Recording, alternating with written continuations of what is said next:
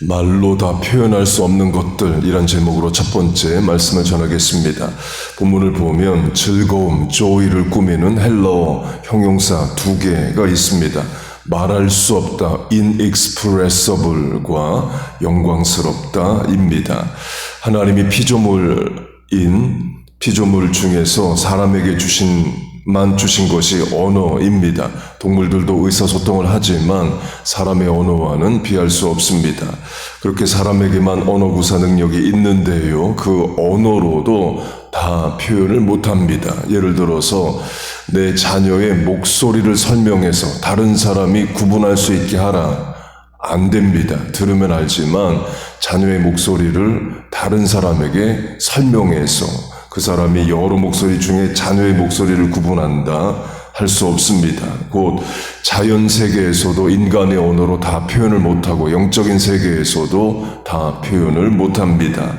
본문에서 말로 표현할 수 없다의 대상은 예수님을 믿고 그 믿음이 가지고 오는 기쁨을 다 표현할 수 없다 이에요. 그저 기쁘다 또는 크게 기쁘다 또는 하늘만큼 땅만큼 기쁘다, 이 정도로 표현할 수밖에 없습니다. 우리가 예수 믿고 얻는 기쁨, 내 언어로 다 표현을 못합니다. 확대 적용하면 하나님이 하시는 일도 하나님의 속성도 사람의 언어로 다 표현을 못합니다. 대표적인 것이 트리니티, 삼위일체이죠. 우리가 믿지만 언어로 사람의 말로 다 표현을 설명을 못합니다. 교회 역사에서도 여러 시도가 있었지만 시도할수록 이단이 됩니다. 대표적인 예가 1세기의 양태론, 모달리즘입니다. 내용은 성부 하나님이 이 땅에 오신 것이 성자 예수님이시라는 거예요. 저로 예를 들면 제가 집에서는 아버지지만 교회에 오면 목사다, 같은 사람이 여러 양태를 가진다입니다. 심각한 이단입니다. 이유는 성령 하나님이 이 땅에 오신 게 예수님이면 십자가에 달리신 분이 성부 하나님이 되기 때문에 그래요. 그 외에 여러 비유와 설명이 있지만 다 온전치 못합니다. 인간의 제한된 언어로 하나님을 다 설명을 못합니다. 그래서 믿을 수 있는 거예요. 내 머리로, 언어로, 경험, 상식으로 하나님이 다 설명이 안 되고 이해가 안 된다. 그 말은 하나님이 나보다 크시다, 전능하시다는 거죠. 그래서 믿을 수 있는 겁니다. 비유로 하면 하루밖에 못 사는 벌레인 하루살이에게 tomorrow, 내일에 대해서 아무리 설명을 해줘도 경험 밖을 넘어가는 내일에 대한 것은 이해를 못하는 것과 같습니다. 종교로 하면 기독교는 다 설명 못하는 종교입니다. 신학용어로 미스터리, 신비라고 말합니다. 그걸 인정하는 것도 우리의 신앙입니다. 반대로 사람의 언어로 다 표현하고 다 설명할 수 있는 것이 불교입니다. 세상 종교학에서는 불교를 가장 합리적인 종교로 봅니다. cause and effect, 인과관계로 모든 것을 다 설명하기 때문입니다. 인생이 겪는 현생의 고통, 질병, 가난, 어려움은 전생의 죄를 지어서 그 죄값, 카르마를 치르는 것이다. 100% 지금의 고통 설명하죠. 이 땅에서 받는 복, 형통, 성공은 전생에 선을 쌓아서 100% 설명을 합니다. 그에 반해 기독교는 다 설명 안 해주고 다 설명 안 됩니다. 우리가 지난 세월 겪었던 기쁘고 감사한 일도 다 설명할 수 없고 고난, 고통도 우리가 다 이해 못합니다. 하나님도 다 설명을 안 해주십니다. 그럼 어떡하란 말이냐? 그래서 믿음 주신 겁니다. 설명 없을 때 쓰라고 믿음 주신 거고 어려운 일 겪을 때 쓰라고 믿음 주신 거예요. 본문으로 하면 예수님을 본 적이 없는데 믿고 사랑하고 예수님을 위한 1세기 로마 제국의 핍박을 능히 견디고 도리어 그걸 영광으로 알고 살아갑니다. 로마인들이 이해를 못했을 겁니다. 예수님을 믿는데 근데 본 적이 없대. 그런데 그 본 적 없는 예수님을 위해서 생명을 바친데 세상 사람들 이해 못하죠. 기독교인들이 로마인들에게 예수 믿는 기쁨을 설명해줘도 다 이해를 못합니다. 제가 운전하면서 여러 강의 또 설교를 듣습니다. 이번 주에 듣고 있는 것이 주기철 목사님의 아들 장로님의 간증입니다. 조선 500년 질서 중 하나가 사농공상으로 상업 비즈니스가 가장 밑에입니다. 상놈이란 말도 상업에 종사하는 사람들, 장사치들, 또 윤리 도덕 없는 사람들, 이런 천대하는 말이었습니다. 선교사들이 조선에 와서 여러 학교를 세웁니다. 그 중에 연희 전문, 지금의 연세대학 전신인 학교에 상과 비즈니스라는 학문을 전공을 만듭니다. 한국 최초이에요. 조선 500년 문학, 역사, 철학, 과학, 수학 이런 걸 학문으로 여겼지 상업은 천것이나 하는 것들 이렇게 여겼는데 고등교육기관에서 상업을 학문으로 여기게 됩니다. 그 연희 전문 상과에 주기철 목사님이 진학합니다. 상업, 무역 이런 거 배워서 돈 많이 벌겠다는 거죠. 당시 최신식 학문 배우고 있는 겁니다. 그러다 당시 부흥사였던 김익두 목사님의 설교를 듣고 결국에 상과를 포기하고 평양신학교에 가서 목사가 됩니다. 신사참배 반대운동을 하고 7년여 감옥생활 중에 옥사 순교합니다. 조선 총독부 일본이 볼 때 이해가 안 됐을 겁니다. 힘 있는 나라 미국에서 온 선교사들이 세운 학교에 들어가고 그것도 당대 최신식 학문인 상업을 배우면 충분히 세상에서 성공할 수 있는 사람이 목사가 돼서 가족을 남겨두고 죽는 일을 택합니다. 노모와 어린 아들 또 병든 아내를 놔두고 가장이 죽어버려요. 일본이 볼 때 설명이 안 되죠. 주기철 목사님도 자기 신앙 일본인들에게 설명 못합니다. 해줘도 알아듣지를 못하죠. 본문의 성도들도 마찬가지입니다. 본문의 수신자 중에서도 세상 부귀영화, 명예, 권세 있는 사람들 있을 겁니다.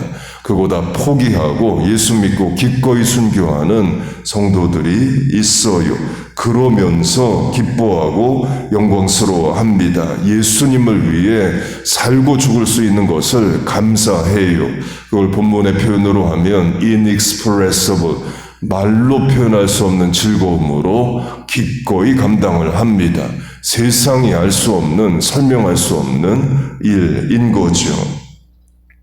사도행전을 보면 최초의 이방인인 교회인 안디옥 교회에 5명의 지도자를 말합니다. 그 중에 당시 이스라엘의 왕을 하던 헤롯의 젖동생 마나엔이 있습니다.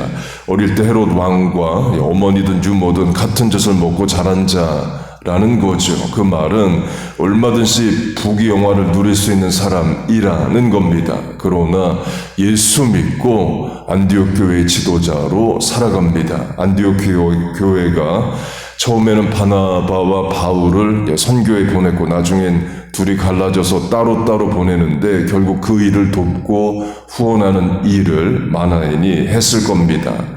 헤롯 왕이 마나엔에게 이랬을 수 있습니다. 너 왜 그렇게 사냐? 왜 부귀영화 다 관두고 예수 믿냐? 인생 험한 길 가냐? 이해가 안 된다. 그랬을 겁니다. 그러나 마나엔은 알죠. 진정한 기쁨, 말로 다 할 수 없는 감사가 마나엔에게 있는 겁니다. 조금 전에 김익두 목사님 언급을 했는데요. 주기철 목사님이 신학교에 가게 만든 결정적인 역할을 한 그 시대 부흥사입니다.